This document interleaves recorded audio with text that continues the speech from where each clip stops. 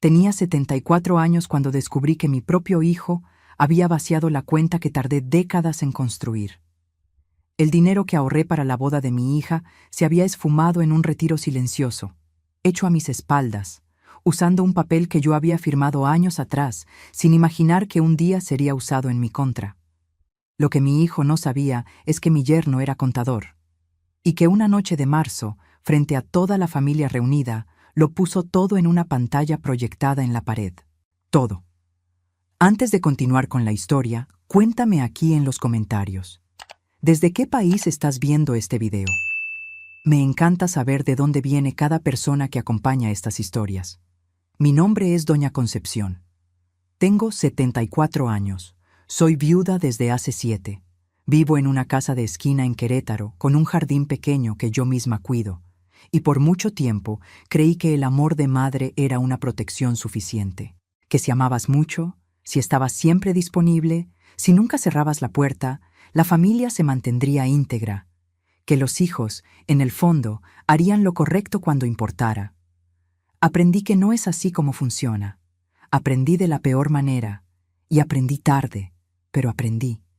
Necesito contar esta historia desde el principio para que entiendas la magnitud de lo que pasó. No es solo sobre dinero, aunque el dinero esté en el centro de todo. Es sobre toda una vida de patrones que no quise ver. Es sobre una hija que nunca pidió nada y un hijo que nunca dejó de pedir.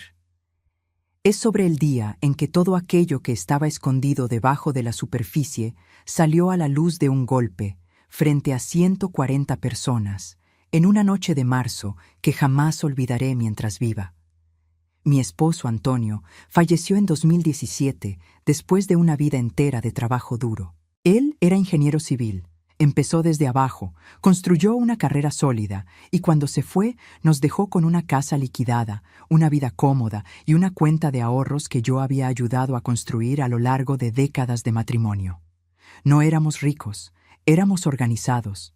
Existe una diferencia enorme entre las dos cosas, y esa diferencia se llama disciplina.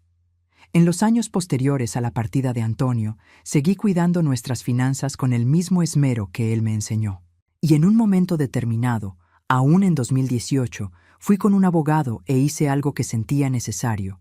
Creé un documento formal, ante notario, estableciendo el destino de parte de mis ahorros para cuando yo ya no estuviera aquí o cuando llegara el momento adecuado. Un fondo para los hijos. 140,000 pesos divididos de forma clara. 80,000 para el primer hijo que se casara, destinados a gastos de la boda o el enganche de un inmueble, y el resto para el segundo. Todo por escrito, con nombre, con valor, con finalidad. Registrado con fe pública, guardado en una carpeta azul en el cajón de mi cómoda, y con una copia en el despacho del abogado. Tengo 2 hijos. Roberto, de 51 años, el mayor, y Patricia, de 38 años, la más joven.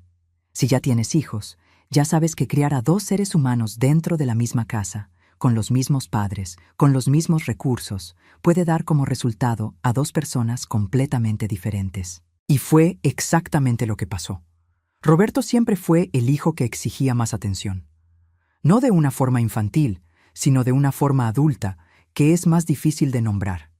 Siempre tenía un proyecto, siempre tenía una idea, siempre tenía una situación que necesitaba un empujoncito. Abrió una empresa cuando tenía 30 años, le fue mal, cerró.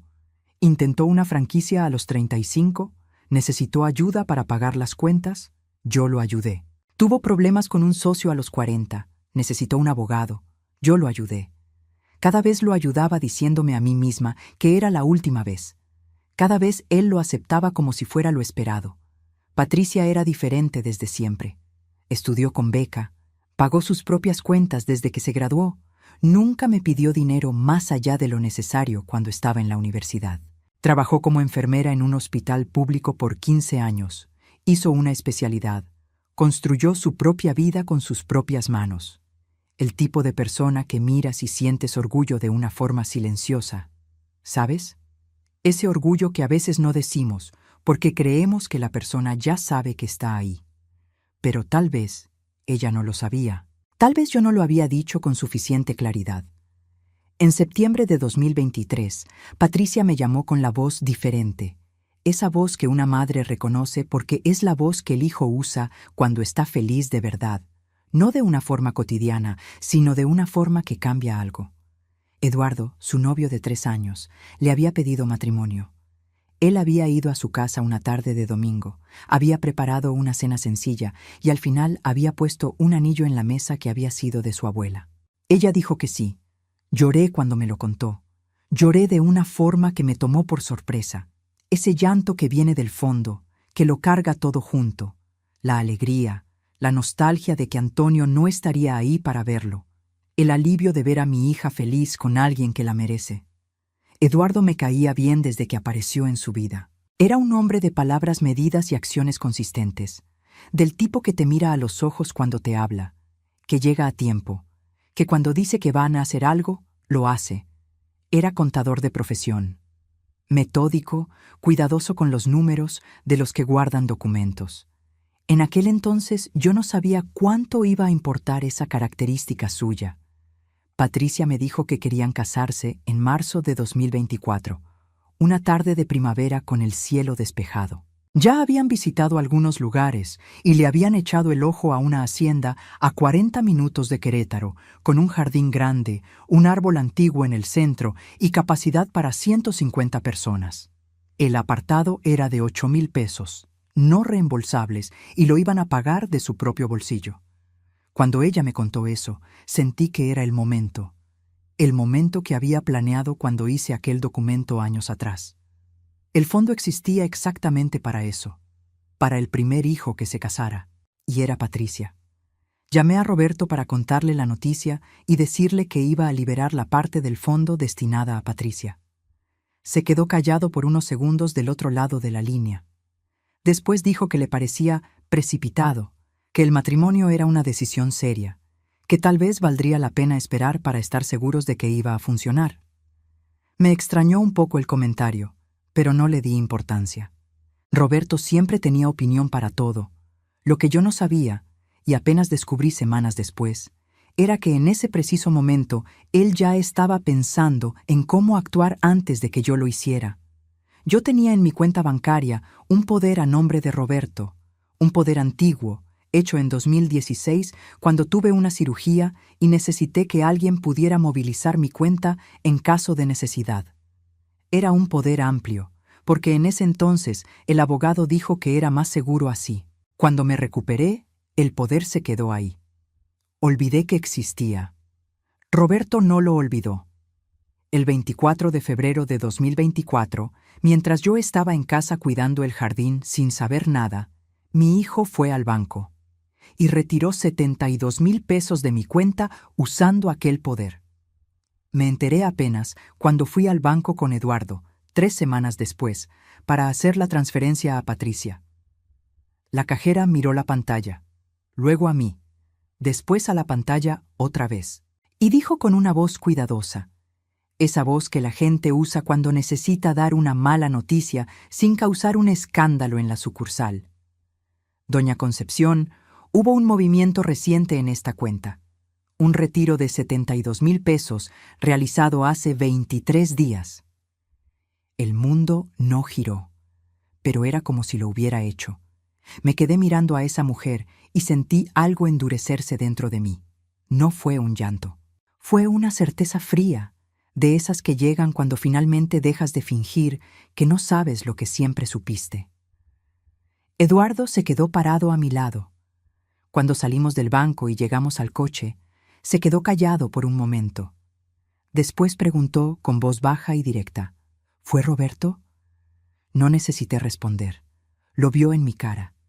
Salí del banco apoyada en el brazo de Eduardo porque mis piernas necesitaban soporte, no por el cansancio de 74 años, sino por el peso de lo que acababa de confirmar. Hay una diferencia entre sospechar algo y que eso se convierta en realidad frente a ti. La sospecha aún tiene un espacio de duda donde te refugias. La realidad no tiene salida. Eduardo fue cuidadoso conmigo ese día. Me llevó de vuelta a casa, preparó café. Se quedó sentado en mi cocina sin hablar mientras yo miraba el jardín por la ventana. Era un día soleado, uno de esos días que deberían ser bonitos, pero que el estado interno de uno no deja ver así. El jardín estaba floreado, el sol estaba alto, y yo estaba tratando de entender cómo el hijo que crié, el hijo al que ayudé tantas veces sin condición alguna, había hecho aquello. Patricia llegó más tarde, cuando Eduardo la llamó. Vino directo de su turno, todavía con el uniforme de enfermera, se sentó en la silla frente a mí y escuchó todo sin interrumpir ni una vez. Así había sido ella siempre, desde niña, escuchando las cosas hasta el final antes de decir nada. Cuando terminé, se quedó en silencio por un tiempo que pareció largo. Después dijo que quería llamar a Roberto. Le pedí que esperara. No por debilidad, no porque todavía quisiera proteger a Roberto en ese momento, sino porque me había pasado la vida entera teniendo conversaciones difíciles con mi hijo al calor de la emoción, y esas conversaciones nunca llegaban a nada. Él siempre tenía una explicación. Siempre tenía una lógica torcida que parecía tener sentido mientras aún estabas enojada. Yo necesitaba calma. Necesitaba pruebas sobre la mesa, no solo en la memoria. Necesitaba una situación donde él no pudiera simplemente darse la vuelta e irse. Eduardo entendió sin que tuviera que explicarle mucho. Esa misma noche, abrió su computadora y empezó a trabajar. Era contador por formación y por naturaleza, de esos que guardan papeles, que verifican números, que saben exactamente qué preguntar y cómo preguntar. Al día siguiente, fue personalmente a la sucursal bancaria, con una copia del documento del fondo que yo había registrado ante notario, aquel que establecía con claridad el destino del dinero, los nombres, los montos, la finalidad. El banco confirmó todo lo que la cajera había dicho. El retiro se había hecho con base en el poder. Desde el punto de vista burocrático, el movimiento era técnicamente válido porque el poder otorgaba facultades amplias. Pero el dinero no era de Roberto. Era mío. Y había un documento notariado que establecía a dónde debía ir ese dinero. Usar un poder para desviar recursos con un destino específico registrado era una historia completamente diferente. Eduardo pasó las semanas siguientes reuniendo todo con la metodicidad de quien fue entrenado para no dejar cabos sueltos. El estado de cuenta con la fecha y el monto del retiro.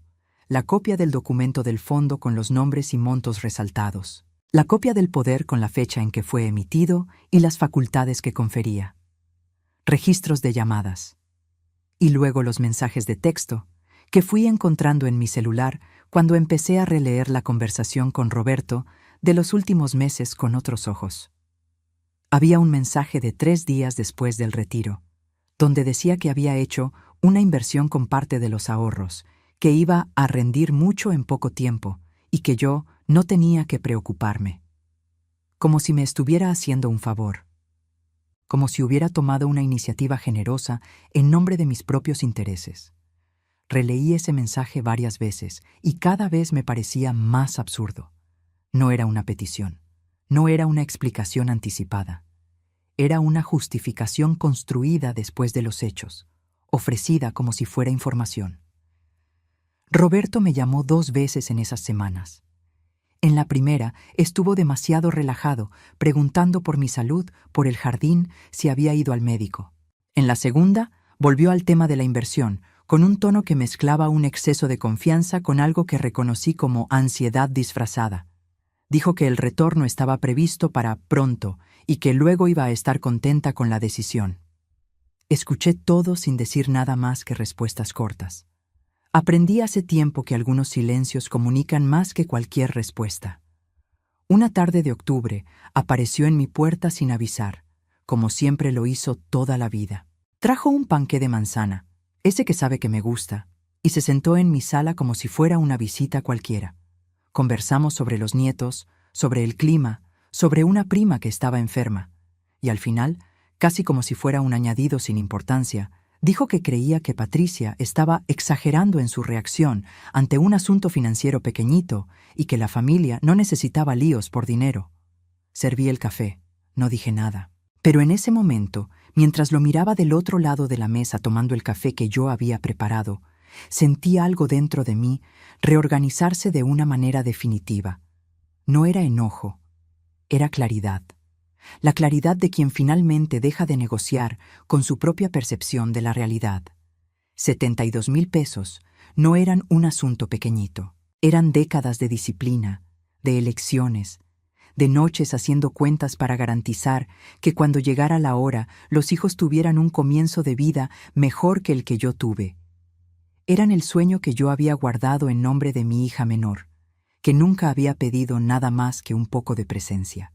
Y fueron sacados de mi cuenta sin una pregunta, sin una petición, sin una conversación. Fueron sacados usando un papel que yo había firmado para proteger a mi familia y que había sido transformado en una llave para robarme. Mientras Eduardo trabajaba en los documentos, Patricia seguía organizando la boda con lo que ella y Eduardo tenían. Habían ahorrado juntos a lo largo de los años con una disciplina que me enorgullecía ver. No era una fortuna, pero era suyo, ganado sin ayuda de nadie. Con el dinero que tenían, tuvieron que tomar decisiones. Redujeron el banquete. Eligieron flores más sencillas. Le pidieron a una pareja de amigos que tomaba fotos por hobby que hiciera las fotografías en lugar de un estudio profesional. Ajustaron cada detalle sin quejarse, sin pedir que alguien los rescatara, sin transformar la dificultad en una tragedia. Yo veía todo aquello y sentía una mezcla difícil de nombrar.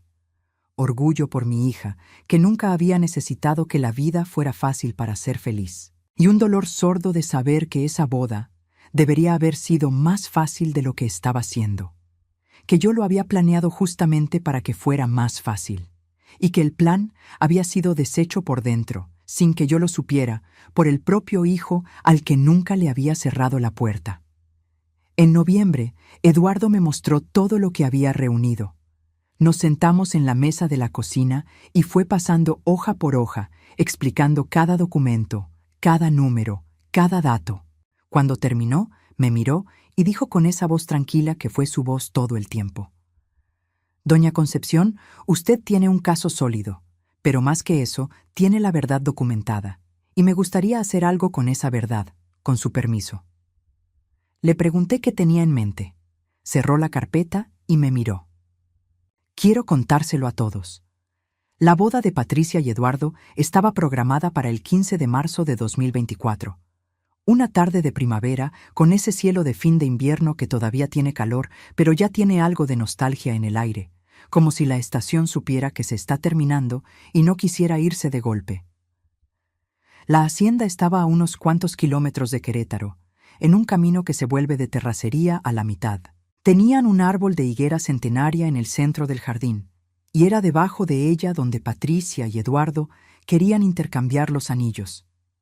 Cuando fui a conocer el lugar por primera vez, semanas antes, me quedé parada debajo de ese árbol por un tiempo. Existe algo en un árbol antiguo que te hace sentir pequeña de una forma buena, ¿sabes? Una forma que te recuerda que el mundo es más grande que tus problemas. Eduardo me había contado el plan con detalles una tarde de noviembre. Había preparado una presentación, con documentos, estados de cuenta, fechas, montos. Quería mostrarlo todo durante los brindis de la recepción, cuando la familia estuviera reunida, cuando no hubiera forma de que Roberto simplemente se diera la vuelta y se fuera sin que nadie lo hubiera visto. Me preguntó si yo lo autorizaba. Me quedé pensando un tiempo antes de responder. No fue una decisión sencilla. Exponer a un hijo en una boda es un acto que no tiene vuelta atrás. Una vez que las palabras se dicen, una vez que los documentos se proyectan en una pared para que 140 personas los vean, no hay marcha atrás. Yo lo sabía. Eduardo lo sabía. Y aún así, cuando pensé en Patricia ajustando el banquete, eligiendo flores más baratas, pidiendo a amigos que tomaran fotos porque el estudio profesional estaba fuera del presupuesto, mi respuesta fue firme. Puedes hacerlo. Roberto confirmó su asistencia a la boda con su esposa, Silvana, y sus 2 hijos adolescentes. Confirmó como si nada hubiera pasado, como si el mundo estuviera en orden, como si 72,000 pesos no hubieran desaparecido de mi cuenta 2 meses antes. Eso me dijo algo. O creía que yo nunca me enteraría, o creía que, aún habiéndome enterado, yo nunca haría nada. Ambos casos dicen mucho sobre lo que él pensaba de mí. El día de la boda me desperté temprano. Me quedé un rato sentada en la orilla de la cama a oscuras antes de levantarme, con esa sensación de quien sabe que el día va a ser demasiado importante para tratarlo con prisas. Me puse mi vestido azul, ese que Antonio siempre decía que me quedaba bonito, y me recogí el cabello como siempre lo hago. Tomé el collar de perlas que había sido de mi madre, el mismo que le había dado a Patricia para que lo usara en la ceremonia. Nos quedamos un momento con él en las manos antes de que ella se lo colgara al cuello. La hacienda estaba transformada cuando llegué. Mesas con manteles de lino blanco, velas bajas en el centro, guirnaldas de hojas verdes hechas por las amigas de Patricia la víspera. Series de luces que cruzaban el jardín de un extremo a otro, todavía apagadas porque era de día, pero que de noche iban a hacer que todo pareciera suspendido en el aire. Sencillo, bonito de una forma que nace de la intención, no del presupuesto. La ceremonia empezó a las 4 de la tarde. Patricia entró del brazo de una amiga de la infancia porque yo, con mis rodillas, preferí quedarme sentada en la primera fila para no arriesgarme a una caída en el momento equivocado. Pero mis ojos no se apartaron de ella mientras cruzaba el camino de piedras hasta la higuera. Llevaba un vestido color marfil, sencillo, con la cintura marcada y la falda con vuelo, el collar de perlas brillando en su cuello. Cuando pasó junto a mí, se agachó y me besó la frente sin decir nada, y yo sostuve su mano por un segundo antes de dejarla ir. Eduardo estaba debajo de la higuera con los ojos llorosos y una expresión que reconocí como la de alguien que llegó a donde quería llegar. Intercambiaron votos que ellos mismos habían escrito, sin adornos, palabras directas, de las que tienen peso propio. Escuché cada sílaba. Roberto estaba en una mesa en medio del jardín con Silvana y los muchachos.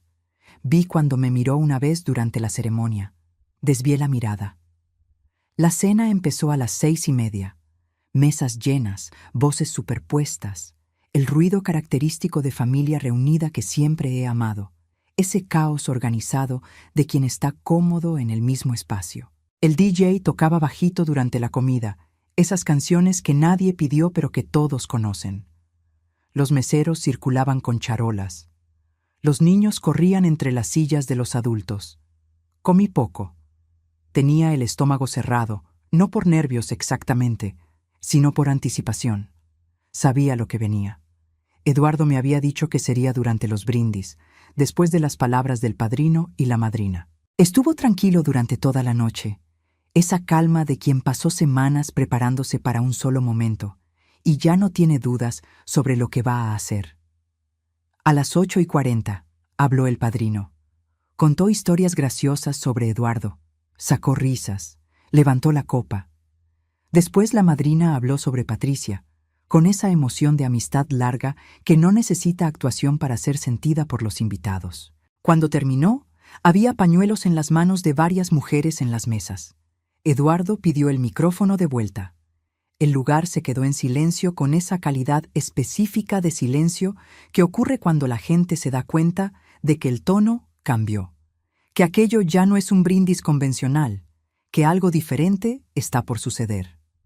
Empezó hablando de Patricia, de quién era ella, de la fuerza silenciosa que tenía, de lo que significaba amar a alguien que no pide ser salvado, pero que merece ser protegido.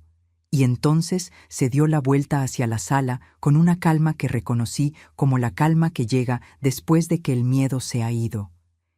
Quiero agradecer a todos los que hicieron posible este día, dijo, porque no fue fácil, y parte del motivo por el cual no fue fácil debe decirse en voz alta, no por rencor, por la verdad.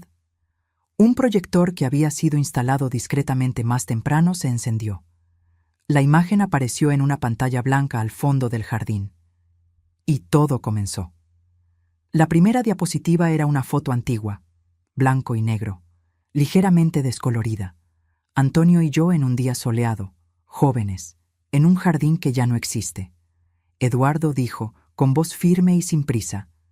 Esta historia comienza aquí, con una mujer que pasó décadas ahorrando dinero no para ella misma, sino para sus hijos, para el futuro de quienes amaba. El jardín estaba completamente en silencio. Hasta los niños, que poco antes corrían entre las mesas, se habían detenido sin saber muy bien por qué. Segunda diapositiva. Era una reproducción del documento notariado, aquel que yo había hecho en 2018, con los nombres de los beneficiarios resaltados en amarillo. Patricia Oliveira Méndez. 80,000 pesos destinados al primer hijo en casarse, para gastos de boda o enganche de inmueble. Eduardo leyó el fragmento en voz alta, despacio, dejando que cada palabra aterrizara. Tercera diapositiva. Estado de cuenta bancario. Fecha: 24 de febrero de 2024. Monto del retiro: 72,000 pesos. Nombre en el movimiento: Roberto Oliveira Méndez. Vía poder de terceros. Escuché un sonido que venía de la mesa donde estaba sentado Roberto. No alcancé a ver su cara porque estaba mirando la pantalla, pero escuché la silla rechinar. Silvana dijo algo bajito. Eduardo continuó sin desviar la mirada. 72,000 pesos retirados de la cuenta de doña Concepción usando un poder antiguo, emitido para fines de salud en 2016 y nunca revocado. El retiro se hizo 23 días antes de la boda, sin comunicación previa a Patricia, sin comunicación previa a doña Concepción antes de que ocurriera. Lo que hubo después fue un mensaje de texto diciendo que se había hecho una inversión y que el dinero regresaría. Siguiente diapositiva. El mensaje de texto en la pantalla. El mensaje de Roberto diciendo que no tenía que preocuparme porque era dinero que iba a volver. Eduardo lo leyó en voz alta. Cada palabra. Una mujer en la mesa del fondo dijo: ¡qué barbaridad!, en una voz que claramente no planeaba que todos escucharan, pero se oyó. Eduardo pasó a la siguiente diapositiva. Una tabla sencilla con números claros. ¿Cuánto habían ahorrado Patricia y Eduardo juntos a lo largo de los años? ¿Cuánto habían gastado en la boda?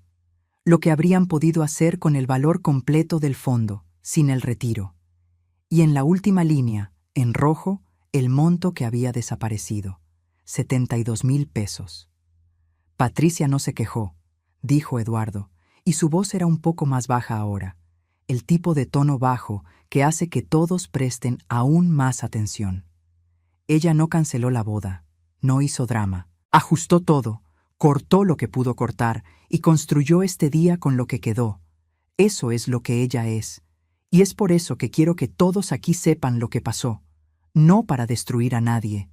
Hizo una pausa, sino porque la verdad merece ser dicha en voz alta. Eduardo dejó el micrófono. Tomó 3 carpetas de color paja que estaban debajo de la mesa y dijo que quien quisiera copias de los documentos para cualquier fin podía hablar con él después. Luego caminó hacia Patricia, se sentó a su lado y tomó su mano entre las suyas. Patricia tenía los ojos llenos de lágrimas, pero no lloraba. Miraba a Eduardo con esa expresión que solo vi una vez antes, en el rostro de mi propia madre, en un momento que se quedó grabado en mí para siempre. La expresión de quien se siente, por primera vez, completamente visto. El silencio duró tal vez 10 segundos. Entonces la hermana de Eduardo, una mujer de mediana edad que estaba sentada cerca de mí, se levantó y empezó a aplaudir. Despacio primero, luego más rápido. Entonces la cuñada de Patricia se levantó, después la madrina. Luego, mesa por mesa, persona por persona, 130 y tantas personas se levantaron en un aplauso que no fue ensayado ni planeado. Fue genuino, de ese tipo que ocurre cuando la gente presencia cómo se nombra una injusticia en voz alta y sienten un alivio colectivo por no tener que fingir más que no lo vieron. Roberto se salió antes de que los aplausos terminaran. Lo vi levantarse de la silla, decirle algo a Silvana y salir los dos por la puerta lateral de la hacienda con sus 2 hijos adolescentes detrás. El mayor, antes de salir, me miró. Tenía 16 años en ese rostro, y había en esa mirada una vergüenza que no era suya, era heredada, y una tristeza que todavía no sabía nombrar. Yo me quedé sentada. La hermana de Eduardo vino a sentarse a mi lado. No dijo nada, no hizo preguntas, no ofreció consuelo. Solo se quedó ahí. Y yo me quedé mirando a mi hija, que estaba bailando el primer vals con su esposo debajo de la higuera centenaria, con las luces de serie encendidas alrededor, y dejé que el llanto saliera. Era un llanto diferente a todo lo que había llorado hasta entonces, más profundo, más viejo. El llanto de una mujer de 74 años que pasó la vida entera tratando de sostener a la familia entera con sus propias manos, y que esa noche finalmente entendió que algunas cosas necesitan romperse para que otras puedan construirse de verdad. El resto de la noche fue diferente. La pista de baile se llenó. La gente necesitaba sacar algo, y la música y el movimiento fueron la salida. Las risas fueron más ruidosas. El baile fue más intenso. Alguien improvisó un segundo brindis al final de la noche. Algo espontáneo que arrancó aplausos y lágrimas al mismo tiempo. Me quedé hasta casi la medianoche. Eduardo me llevó a casa, y en el coche nos quedamos un rato en silencio antes de que hablara. ¿Está bien, doña Concepción? Respondí que sí, y era verdad. En los días que siguieron a la boda, el teléfono no paró. Primos que no veía hacía años, cuñados que rara vez daban noticias, una vecina que conoce a Roberto desde que era niño y que llamó diciendo que estaba impactada y que nunca se lo habría imaginado. La gente tiene una capacidad curiosa de aparecer después de que la tormenta pasó. De repente, todo el mundo quiere saber cómo estás, todo el mundo quiere posicionarse, todo el mundo necesita que sepas que están de tu lado. Durante la tormenta, la mayoría estuvo callada. Roberto me llamó el lunes. Contesté.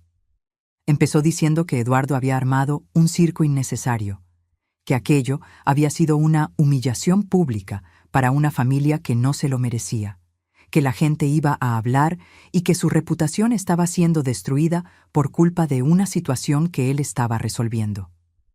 Y entonces dijo una frase que todavía hoy resuena en mi memoria cuando pienso en ese periodo. Mamá, después de todo lo que he hecho por ti a lo largo de los años, ¿este es el trato que me merezco? Me quedé callada unos segundos.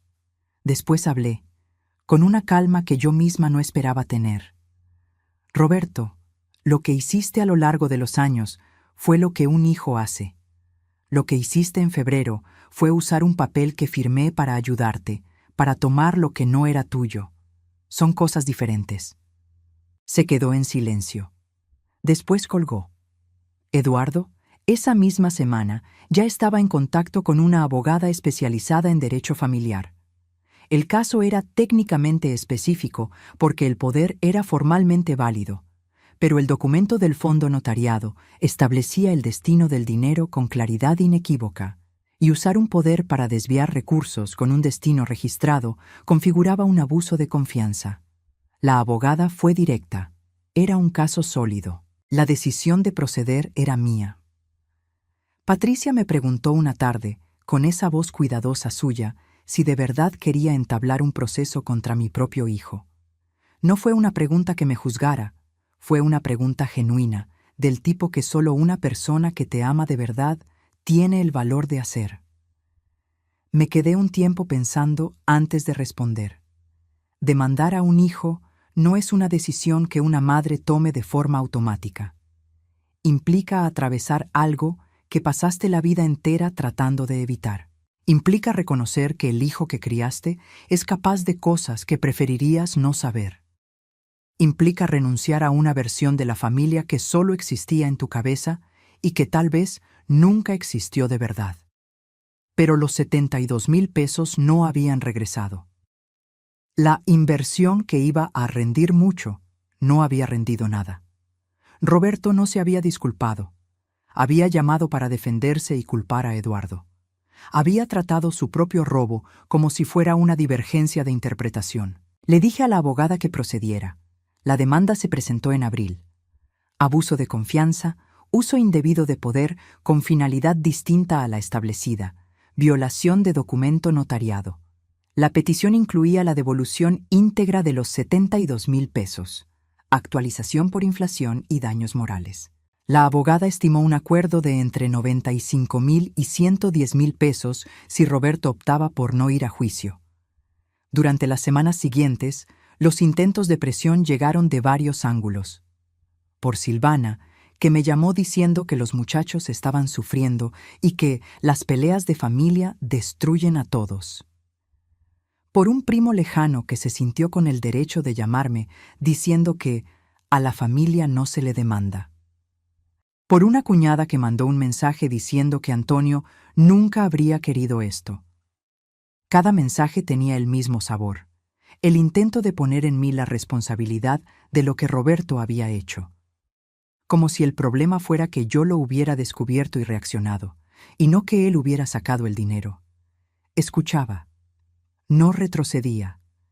La mediación ocurrió en junio, en una oficina comercial neutra en el centro de Querétaro. Sala de juntas con mesa larga, sillas de piel, agua mineral en la charola. El abogado que Roberto había contratado tenía una forma agresiva de hablar que parecía calculada para intimidar. Nuestra abogada era más bajita, más joven y más tranquila que cualquier otra persona en esa sala. Lo tenía todo documentado. Cada número, cada fecha, cada contradicción en las versiones que Roberto había dado a lo largo de los meses. Estuvimos en salas separadas todo el tiempo. El mediador, un abogado retirado con voz pausada y mirada de quien ya ha visto de todo, iba y venía entre los dos grupos. Fueron 4 horas que parecieron más largas de lo que eran. A las 2 de la tarde llegó la oferta, 98,000 pesos. Devolución del monto original más actualización. Sin el valor total de los daños morales, pero la abogada me explicó con honestidad que era un acuerdo justo considerando el tiempo y el desgaste de llevarlo a juicio. Había una condición de su parte, que yo firmara un convenio acordando no hacer declaraciones públicas adicionales sobre el caso. Acepté la condición y añadí una mía, una disculpa por escrito, firmada, reconociendo lo que había pasado. No una disculpa genérica, una que nombrara lo que él había hecho. 30 minutos de espera. El mediador regresó. Aceptaban.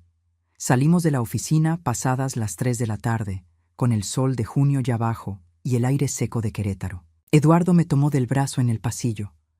Respiré hondo ese aire de tarde y sentí cómo el peso se quitaba de mis hombros de una forma que no sabía que estaba esperando. Se había acabado. El dinero cayó en mi cuenta en julio, en una mañana fresca.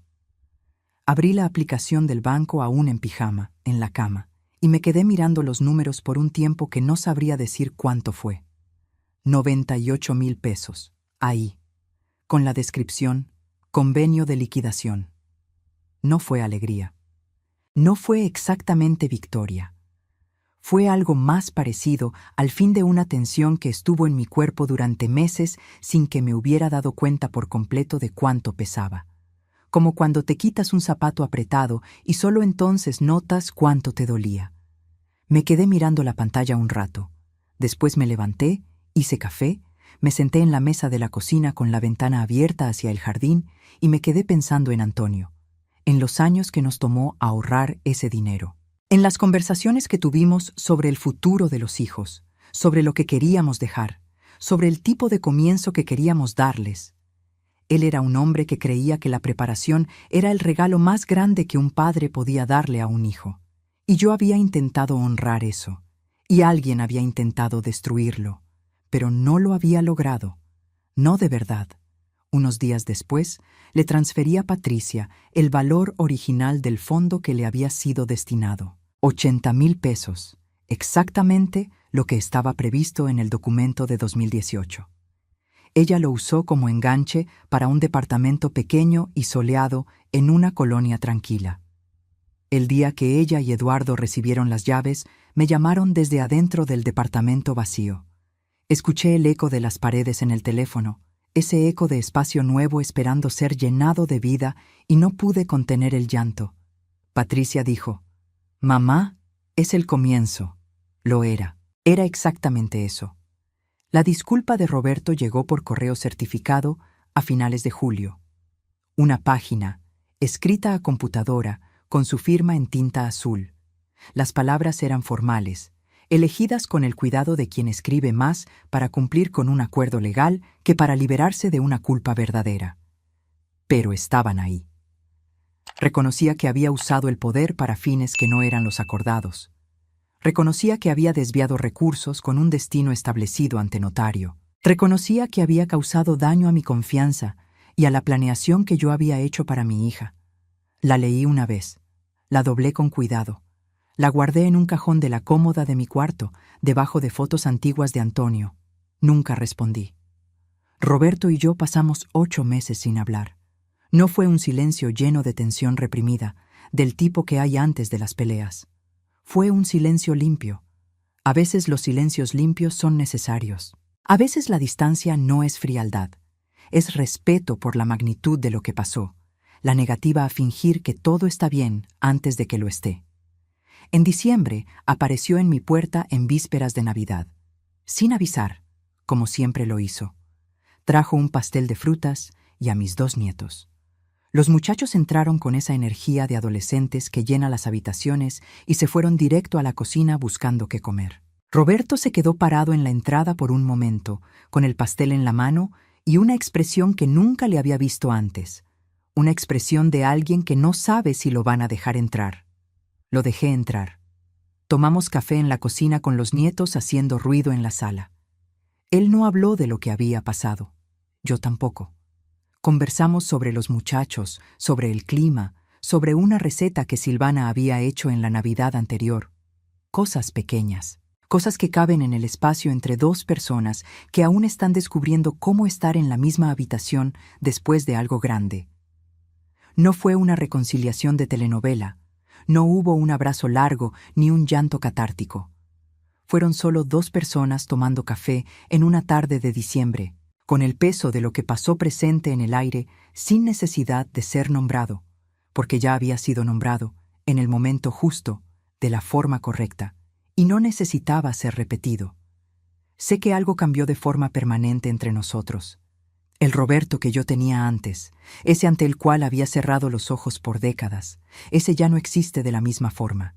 Y tampoco existe ya la madre que yo era antes, la que confundía estar siempre disponible con ser buena madre. Existe un hombre de 51 años intentando, a su manera, encontrar un camino de regreso.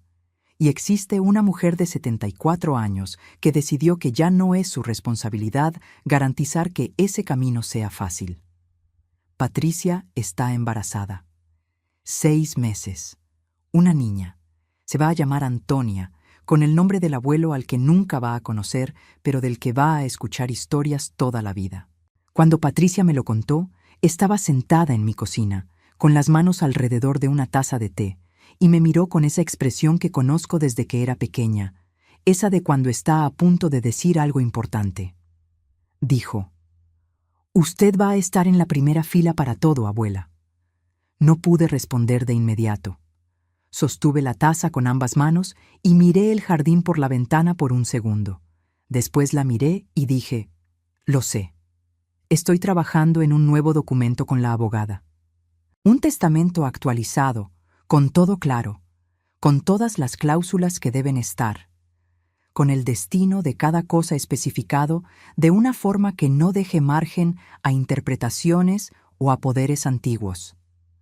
Aprendí que la bondad sin límites claros no protege a nadie, que la claridad no es frialdad, es respeto, que cuando estableces con claridad qué es de quién y por qué, no estás siendo desconfiada, estás siendo justa.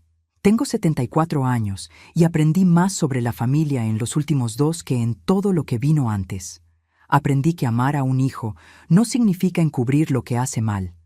Aprendí que las hijas que nunca piden auxilio a veces son las que más merecen atención, y que su silencio no es falta de necesidad, es confianza, y esa confianza debe ser honrada. Aprendí que un yerno que guarda documentos y tiene el valor de poner la verdad en una pantalla proyectada en un jardín no es una amenaza, es un aliado. Es exactamente el tipo de persona que mi hija merecía. Y aprendí, sobre todo, que a los 74 años una mujer todavía tiene el derecho de defenderse, de decir no, de exigir respeto de quienes más amó, aunque eso duela como pocas cosas duelen. Que envejecer no significa renunciar a ser tratada con dignidad. Que los años no nos hacen menos merecedoras de justicia, nos hacen estar más cansadas de esperar por ella. El cuarto de Antonia ya se está preparando. Paredes color arena, una cuna blanca, una ventana por donde entra el sol de la mañana. Patricia me mandó una foto ayer.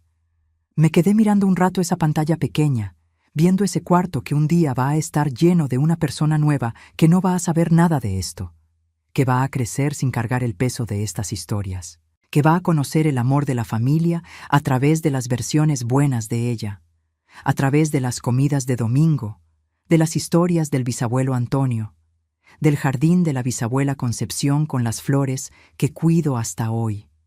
Esa es la herencia que quiero dejar ahora. No solo dinero, claridad, dignidad, el ejemplo de una mujer que fue traicionada por su propia familia y que no se quedó callada, que documentó, que buscó ayuda, que se defendió, que incluso después de todo no cerró la puerta por completo, porque cerrar la puerta por completo sería dejar que el odio ganara, y el odio no merece ganar nada.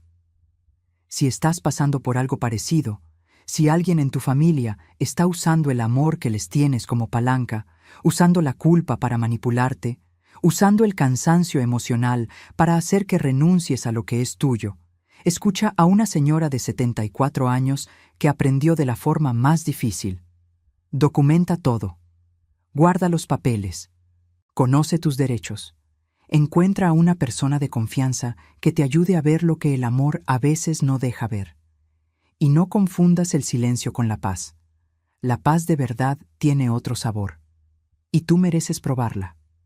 Sigo viviendo en la misma casa de esquina en Querétaro. El jardín está floreado este mes. Hay una cuna blanca esperando en una casa a algunos kilómetros de aquí. Y hay una mujer de 74 años que aprendió, tarde pero a tiempo, que la familia más importante es la que te respeta cuando no estás mirando. Esta es mi historia. Pasó de verdad. Y si me dio algo además de justicia, fue esto: la certeza de que todavía tengo voz, de que siempre la tuve, y de que nunca más la usaré en voz baja. Si esta historia te conmovió, hazme un favor enorme. Suscríbete al canal, deja tu like aquí abajo y cuéntame en los comentarios qué te pareció. Cada comentario, cada like, cada suscripción ayuda a que esta historia llegue a más personas que tal vez necesiten escuchar esto hoy. Y si quieres ser parte de una comunidad que valora estas historias, considera unirte como miembro del canal. Los miembros tienen acceso a contenidos exclusivos y forman parte de algo más grande. Haz clic en el botón de Unirse. Te esperamos con mucho cariño.